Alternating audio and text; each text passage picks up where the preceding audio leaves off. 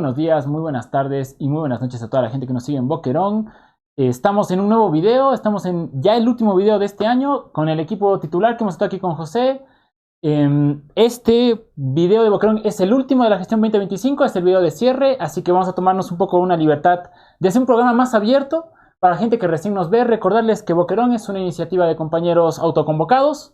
Hemos intentado darle forma a esta barricada en un contexto donde más bien los medios de comunicación solo quieren hablar sobre ciertos temas. Hemos decidido también generar un espacio propio donde poder sentarnos otros temas de discusión y obviamente también hablar sobre temas de la coyuntura política que están muy presentes. Así que en este video de cierre de año te paso la palabra, José querido. ¿Cómo nos vemos con el público de Boquerón?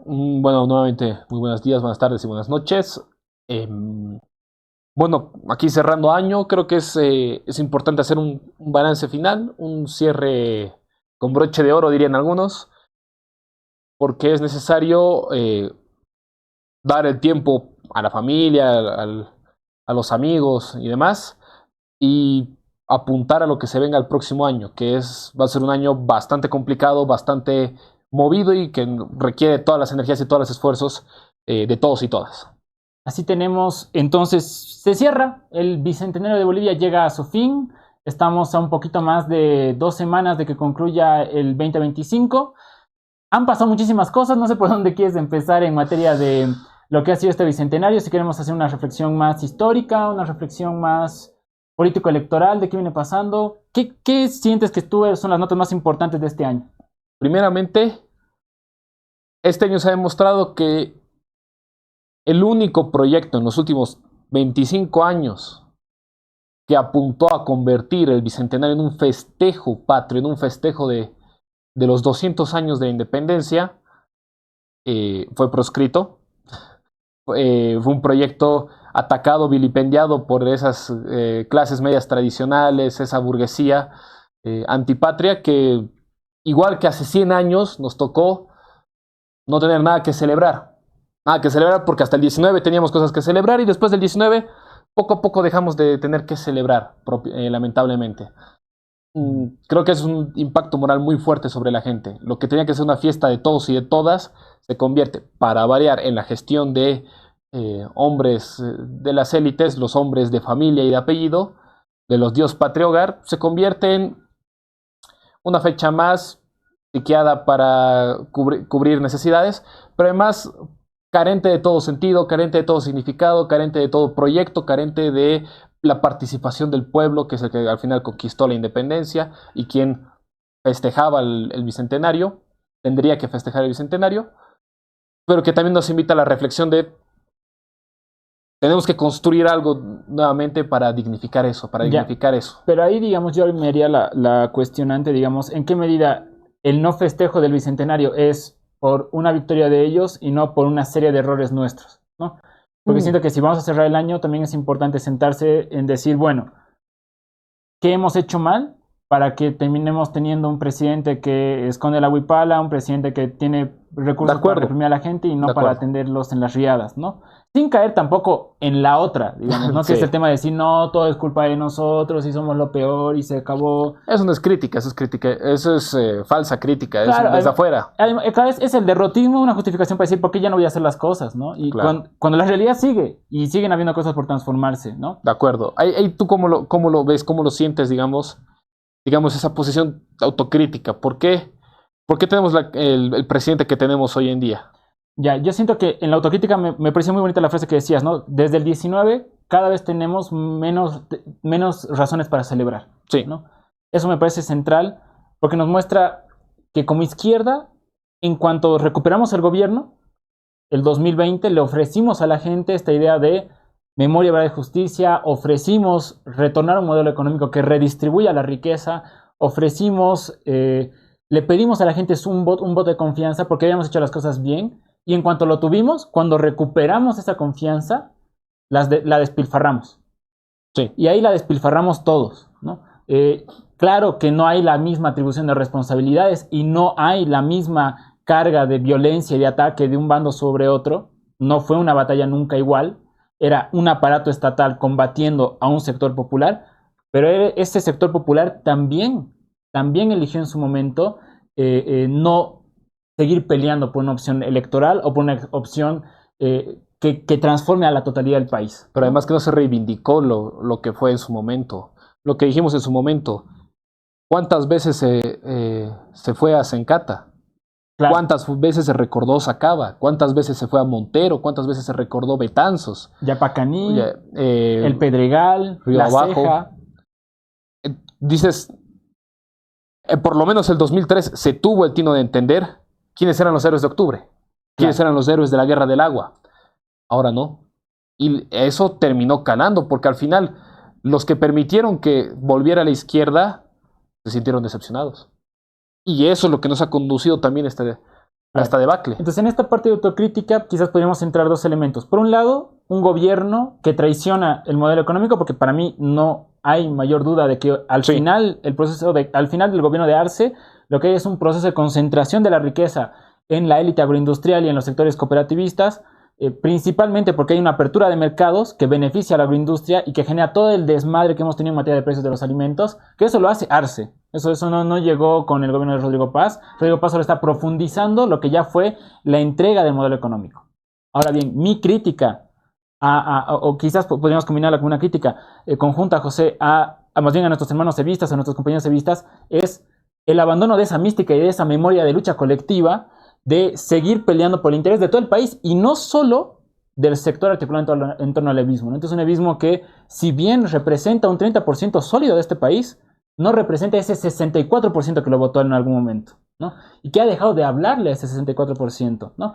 Por estar centrados en una pelea unidireccional con Luis Arce, dejando de lado toda la pelea con la derecha. Entonces, tenemos hoy un gobierno de derecha que inicia un proceso de persecución abierta, sin respetar los procedimientos legales contra el gobierno de Luis Arce y diciendo además que Evo Morales es el siguiente. Sí. Y muchos compañeros del levismo, en vez de estar diciendo, oigan, ¿por qué nos van a venir a molestar a nosotros si nosotros hemos hecho las cosas bien? Están festejando de que lo han ido a atacar a Luis Arce. Claro. Ahí te muestra la unidireccionalidad que ha tenido quizás... Pero además la pérdida de sentido, ahí yo te corto, la pérdida de sentido que ha tenido la pelea. Si en un momento fue la defensa del proceso de cambio, que muchas veces lo que se puede criticar también es que no hubo una apuesta por radicalizar, porque fue, mantengamos lo que hemos hecho. No, cuando volvimos al 2020 sabíamos que había un montón de cosas que había que empujar más allá, que no era suficiente lo que se había empujado. No es que teníamos que desechar, que fue lo que intentó Luis Arce, crear su propia historia negando los 14 años. Pero tampoco se trata de solo vivir lo que se hizo en los 14 años, se tenía que profundizar. Con todas las conquistas que se tuvo, seguir avanzando, porque un proceso que no avanza se estanca, y si se estanca retrocede. Y eso fue lo que le pasó a Luis Arce. Cuando se estancó, se entregó. Y ahí yo creo que la crítica al levismo es, de la manera más constructiva, es que cuando se centraron en un espacio, se centraron en un solo discurso, la batalla los encegueció, la lucha interna les hizo perder el norte de quién era nuestro enemigo. Solo en un momento de extrema vulnerabilidad que tuvimos después de la primera vuelta, recién era como de, bueno, no puede ganar el tuto, pero fue, digamos, a las patadas. Y ahora un poco tratando de arreglar en la segunda, en las subnacionales. Tú dices, no, un momentito, aquí se cometieron errores, no se hizo la autocrítica, no se está reorganizando, y seguimos hablando a una posición específica, a un tipo de militancia, cuando justamente el levismo en su momento le hablaba a todos. Claro. Cuando antes del 19, incluso en el 2020, se hablaba a todos los sectores, incluso a los que no estaban de acuerdo con el propio levismo, se hablaba y se los terminaba convenciendo. Eso fue una posición política revolucionaria que por la interna abandonaron. Y ahora cuando se pide todos detrás del levismo, ¿por qué todos detrás del levismo? El levismo le está hablando al pueblo, le está hablando a todos los sectores, a los trabajadores, a las diversas regiones, está hablando de las necesidades, o estamos hablando nuevamente solamente de la pelea interna. De acuerdo, pero justamente decíamos de que está bueno hacer estas autocríticas, hemos lanzado algunas ideas sobre este tema para el público de Boquerón que nos escucha, para poder generar discusión más que todo, no es que nosotros tengamos la verdad, ni que estemos 100% equivocados, creemos que es un tema de justamente ir construyendo entre todas y todos.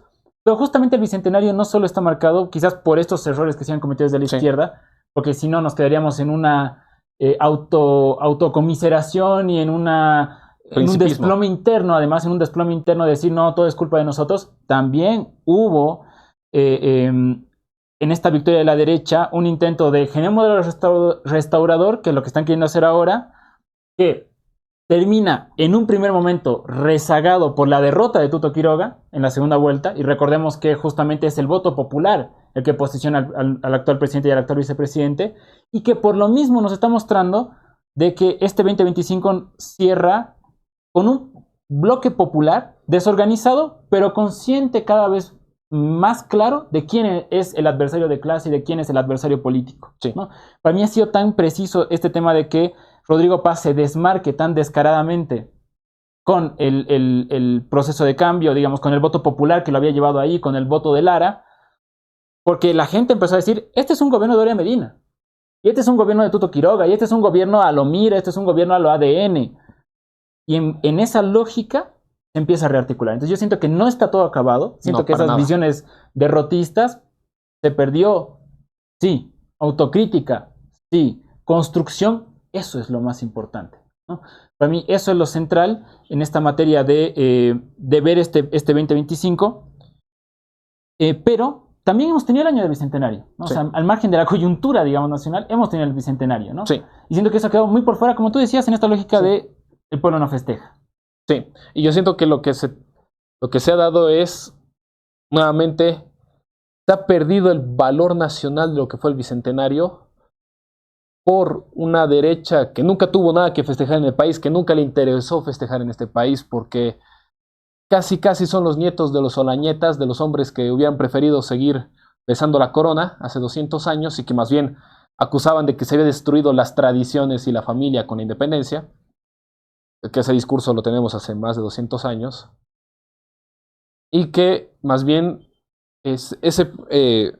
volvió, a partir de los medios de comunicación, de un aparato mediático, de un discurso político, y aprovechando nuestra debilidad, hicieron que no se tenga nada que festejar en el Bicentenario, cuando es pues una fecha realmente importante, es el primer proceso revolucionario del país. Este país, aunque no les guste a la patronal, a las clases medias tradicionales, este país es un país altamente subversivo, altamente combativo, altamente revolucionario. Organizado. Desde su lógica colectiva, desde su lógica comunal, desde su lógica sindical. Y así se ganó. Así se construyó la independencia. En términos de Simón Bolívar, a los que no les guste, bueno, la madre patria los está esperando del otro lado del charco. A ver si los recuerdan, digamos. Si los recuerdan. Tanto anhelo ahí. A la alcurnia. A la sangre azul. Claro. Que se dice sangre azul encima de este país, ¿no? Claro, entonces yo creo que mal que mal se tiene un bicentenario que por muchos motivos merece un festejo, que por muchos motivos la gente tiene que recordarlo con orgullo. Se tiene que recordar este bicentenario por todo lo que se ha conquistado y por todo lo que ha costado construir lo que tenemos hoy en día. Aún a pesar de la crisis, aún a pesar de los problemas económicos, todo lo que se ha conquistado en este país ha sido fruto de la lucha social. Yo creo que hay una frase famosa, digamos, que siempre se dice que la historia nunca pasa de la misma forma dos veces, Exactamente. ¿no? Cuando se da el centenario de Bolivia, el 3% de la población era ciudadana, de ese 3%, la mitad que eran varones eran los que definían los diputados, los presidentes, los ministros, los alcaldes, los prefectos, y el resto del país no existía, ¿no? Y aún siendo una ciudadanía tan privilegiada, tan patrimonial, esa minoría decía, no hay nada que festejar, sí, ¿no? Por los grados de desigualdad, de hambre, de concentración de la tierra, de explotación de la gente que trabajaba en las minas, en el campo, en las fábricas. Y el Bicentenario más bien te agarra con un país donde todos son ciudadanos. Todos son ciudadanos. Porque eso en este discurso de no hay nada que celebrar, se nos esconde de que en 100 años, ahora todos son ciudadanos. Punto número 1. Seas varón, seas mujer, seas indígena, seas del campo, seas de la ciudad, seas quechua, ayoreo, guaraní, mocetén, sí, de la ciudad, del campo, todos y todas son ciudadanos. Y es una conquista que ha habido en estos 100 años. Y ha habido más conquistas todavía. El hecho de que llegas a un bicentenario con menos del 50% de la gente en línea de pobreza. Es que la mayoría de la gente es de ingresos medios. Es de ingresos medios y tiene la posibilidad de haberse construido su casa, de haber tenido un trabajo que le permita hacer estudiar a sus hijos, que le permita tener un negocio propio. Un país que ha crecido enormemente en 100 años, de no tener carreteras viales que conecten el país, a tener doble vías, a tener escuelas, a tener hospitales. hay muchísimo que celebrar, solo que quienes son los patrones y capataces de este país no van a celebrar eso, porque eso es algo que ellos jamás les ha interesado. Pero además que nunca apostaron por eso. Si ellos pudieran, como lo ha dicho cierto periodista ahí del Deber, mejor pues que volvamos al voto calificado, que se elimine la reforma agraria, porque eso ha dañado el país, la imagen del país. Obviamente tenemos una élite que nunca ha amado este país, que nunca ha peleado por este país, que ha entregado el país siempre que ha podido, lo han entregado durante el centenario, lo han entregado en las diversas guerras contra Chile, contra Brasil, contra el Paraguay, se entregó el país. Y más bien un pueblo que dice, nada, esta es nuestra tierra, la vamos a defender. Somos hijos de esta tierra. Y eso es lo que se ha conquistado, eso es lo que se ha vencido. Un país profundamente democrático, sobre todo los últimos 20 años hemos vivido el mayor proceso democrático de nuestra historia. Nunca se había politizado la democracia como ahora y somos un referente de democracia para el continente. El 95% de la población vota en este país. Eso te demuestra que la gente quiere participar de la política, cree que es su derecho participar de eso, cosa que otros países no pasan. No Claro. pasan, es una anomalía latinoamericana eso. Entonces yo creo que esa politización, esa dignidad conquistada es algo que tenemos que reivindicar. Quedan tareas pendientes, queda reescribir en materia de educación una Sí. historia de Bolivia que reivindique a la gente que peleó por este país y no a quienes se han servido de ella. Una historia de Bolivia que hable de quienes dieron su vida, de quienes se organizaron, de quienes pelearon y por qué tipo de Bolivia quisieron pelear y murieron peleando por ella. Y versus la Bolivia patrimonial, la Bolivia patronal, que fue la que intentó todo el tiempo y hasta el día de hoy intenta hacer que el boliviano se avergüence de lo que es. Sí. Entonces creo que es una tarea pendiente que este bicentenario nos deja como una semilla, decir esto tiene que cambiar, ¿no? La forma en la que entendemos nuestra historia tiene que cambiar para bien y para reconocer esas luchas que han cambiado para siempre el curso de nuestro país. Y yo creo que justamente en esta lógica de resistencia, en esta lógica de reivindicar esta lucha colectiva, esta identidad boliviana de combatir, pase lo que pase y cueste lo que cueste, es que justamente nace Boquerón, ¿no? Y para muchos, digamos, ha habido alguna gente, digamos, que nos ha querido preguntar, nos ha ido preguntando de, bueno, ¿por qué nace Boquerón? ¿Qué es Boquerón? Y también nos vamos a tomar esta última parte del video, justamente para un poco decir qué somos, qué hacemos, y más que todo, qué hay que seguir haciendo desde nuestra pequeña opinión y desde nuestra pequeña lectura del país, ¿no? Entonces, arranco yo con una y vamos pivoteando, ¿te parece? Sí. Entonces, ¿por qué nace Boquerón? Boquerón nace a mediados de este año en un contexto comunicacional donde no habían espacios propios, donde la izquierda, donde el proceso de cambio tenía mucha gente y tiene muchísima gente capaz de disputar el sentido común, capaz de discutir ideas, capaz de argumentar lo que se ha transformado y más aún plantear nuevas transformaciones, pero no estamos ni organizados ni tenemos espacios de difusión. Entonces tenemos una batalla comunicacional en contra, donde no solo tenemos en contra a todos los medios de comunicación alineados por la derecha, y eso ha sido burdamente expuesto en esta elección, en estas elecciones presidenciales, sino que además tenemos dentro de la propia aparato digital una gran cantidad de espacios opositores, bueno, espacios, mejor dicho, ahora oficialistas, espacios de derecha, espacios ultraconservadores, que rayan incluso en tipos de tendencias ultranacionalistas de dudosa procedencia, Sí. que difunden sus ideas y no tenemos un espacio propio, ¿no? Entonces, hay iniciativas y creemos que Boquerón es una iniciativa más a construir, a dar esta batalla mediática, a dar esta batalla cultural, desde una idea profundamente política, porque también lo hay en otro tipo de causas, hay un montón de plataformas, pero Boquerón se concentra en ser una trinchera comunicacional para dar la batalla política en este contexto de disputa del sentido común con la derecha sobre qué es el proceso de cambio y sobre qué es lo que hay que construir de ahora en adelante. Sí, ahí yo lo que sumaría es más bien, y el nombre que es creo que fundamental, que reivindica justamente en el año del Bicentenario, uno de los episodios más importantes que es de la historia boliviana y que constituye yo creo que uno de los mayores pilares de la identidad nacional, de la identidad plurinacional, que fue la batalla de Boquerón.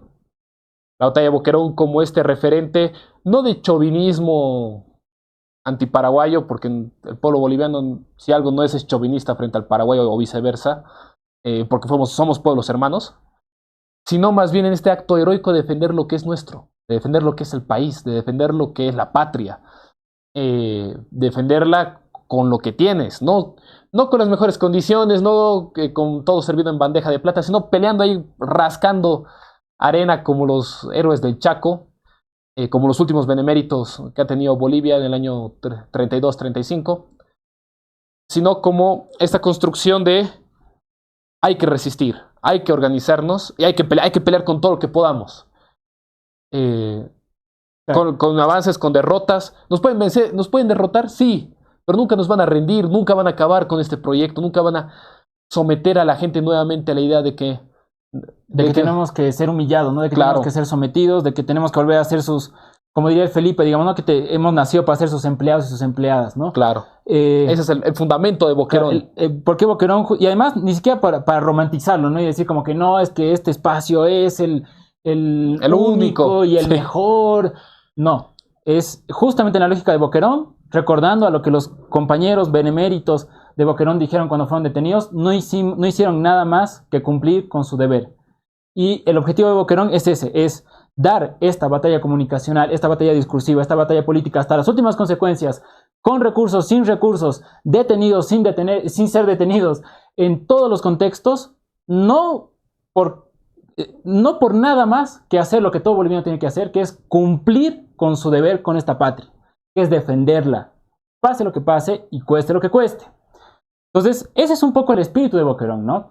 Eso es un poco lo que venimos haciendo, ¿no? Sí, es un poco la idea. Y en ese camino hemos ido tejiendo, hemos entrevistado a compañeros en Sucre, les invitamos a ver esas entrevistas que están buenísimas sobre la realidad de Chuquisaca, sobre la realidad política también de la ciudad de Sucre. Les invitamos a ver las entrevistas de los hermanos de La Paz, de acá que han estado los de Bandera Roja en esta misma mesa, que tienen otro tipo de concepción. Hay gente resistiendo, hay gente combatiendo, y Boquerón quiere demostrar que no estamos solos, compañeros. Nadie está combatiendo solo, ¿no? Estamos todos dando esta batalla, desorganizados, desarticulados, sin una plataforma que nos organice. Está bien, pero nadie está combatiendo solo. Y en cuanto más rápido entendamos eso, más fácil vamos a poder organizarnos. Y por eso Boquerón también abre pues su micrófono, sí, a todos los hermanos y hermanas. Hemos tenido dirigentes de la Tupac Katari acá, hemos tenido pensadores indianistas potentes como Carlos Macusaya. Tenemos que traer compañeros obreros, compañeros mineros, tenemos que estar todos acá, porque esa es un poco la idea también de resistencia, ir rearticulándonos, y por eso necesitamos ir escuchándonos. Sí. ¿No? ¿Qué para adelante? ¿Qué para adelante? Para nuestro 2026, a la gente que se va a ir de vacación, jefe. ¿Qué le vamos a decir con la reflexión para el siguiente año? Organizarnos. Se viene un año, se vienen 5 años bastante duros. Lo que se viene es un gobierno de venganza, un gobierno de resentidos, un gobierno de gente que cree que por perder sus privilegios tiene derecho a hacer lo que sea con la gente, con el pueblo. Y vienen con odio, porque aquel que pierde privilegios suele guardar odio, rencor, sobre aquellos que lo único que han pedido es que los traten como iguales. Y eso es lo que está viniendo. Está viniendo en todos sus ámbitos, lo ha dicho de manera directa, taxativa, el gobierno. La aprehensión de exdirigentes es el mejor ejemplo de eso. La aprehensión de la exdirigente Lidia Patti es uno de los mejores ejemplos de esa bronca que llevan ahí, que bota como rabia, pero que eso, en vez de generarnos miedo, en vez de generarnos temor de que puede pasar, no, lo que tiene que generarnos es un motivo de organizarnos, de luchar. Desde los espacios en los que estemos, empezar a coordinar, empezar a articularnos, no dejar solo a nadie. Como diría el comandante Che Guevara, o luchamos todos juntos o nos matan por separado. Y lo que toca es luchar todos juntos. No está acabado el proceso de cambio. El año que viene vamos a ver nuevas luchas, nuevos actores peleando, nuevos discursos políticos. Sumarnos, alimentar desde donde podamos, participar desde donde podamos, cuidarnos entre todos, sabiendo que esta lucha va a ser larga, son 5 años, por lo menos 5 años, y que lo que toca es ser capaces de reflejar lo que la gente quiere. ser capaces de transmitir las necesidades de los diversos sectores, entre los mismos sectores, de levantar la moral. Es importante que tengamos una moral sólida como un roble, como un quebracho, dirían los chaqueños, y que eso nos motive. Son años de lucha, son años de construcción, son años de organización, de construcción de mística, de discurso, del mito, que sea una forma de reforzar nuestro proceso, que el proceso renazca ahí después de esas peleas como una vez sacándose la tierra de encima, y que vuelva a levantar vuelo, el cóndor levantando vuelo. Es lo que nos toca, es un año más de lucha. Me parece potente esta reflexión, y en concreto, ¿qué va a ir haciendo Boquerón? El próximo año vamos a seguir con estos análisis de coyuntura, estos análisis políticos, para seguir dando herramientas a la gente que nos ve, a los hermanos con los que debatimos, seguir dando herramientas para dar esa batalla discursiva, para dar esa batalla política, esa batalla por el sentido común de cómo entender nuestro país y lo que viene pasando. También queremos abrir Boquerón a todos los compañeros y compañeras con los que quieran venir a plantear sus ideas, a plantear sus argumentos, a proponer qué es lo que están viendo como país. Aquí han estado compañeros indianistas, han estado compañeros cataristas, han estado compañeros marxistas leninistas, y estamos abiertos siempre. Entonces, si ustedes algunas han dicho, bueno, yo quiero dar mi opinión, quiero ir a discutir, quiero que nos chasquemos sobre esto, bienvenidos a Boquerón, es un espacio para esto. Y claro, no hay teoría sin práctica, ¿no? Diría Lenin.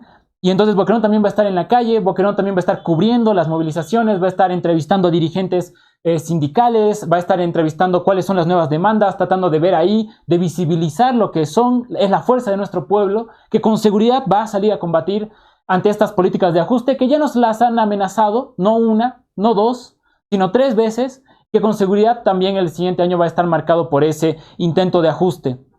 Ahora, también es una invitación a la gente que milita independientemente, a la gente que está suelta, que en esta fractura de nuestro bloque popular ha quedado sola o se siente sola, digamos, y dice, ¿y ahora yo qué hago?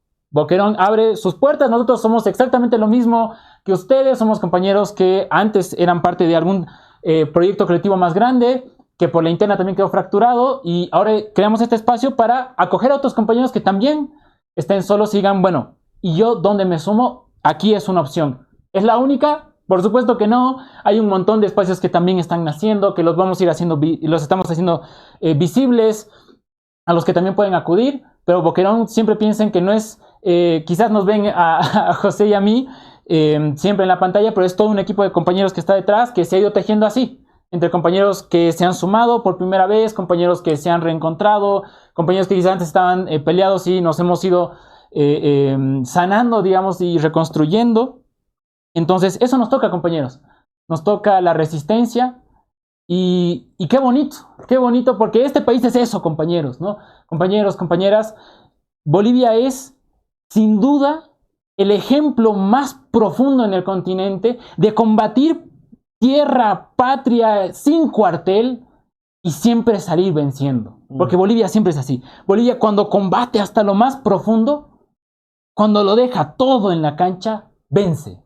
Vencimos en la independencia, vencimos en el 52, vencimos en el 2003, vencimos en el 2020, y vamos a volver a vencer. Sí. Que no podemos volver a vencer si no cometemos errores, no podemos volver a vencer si no, de rato en rato, estos fantasmas del pasado, estos acomplejados con lo que viene pasando en Bolivia, que intentan periódicamente reconstruir su orden imaginario, ¿no? Sí. Si ellos no tuvieran de rato en rato el gobierno, no habría forma de reinventarnos.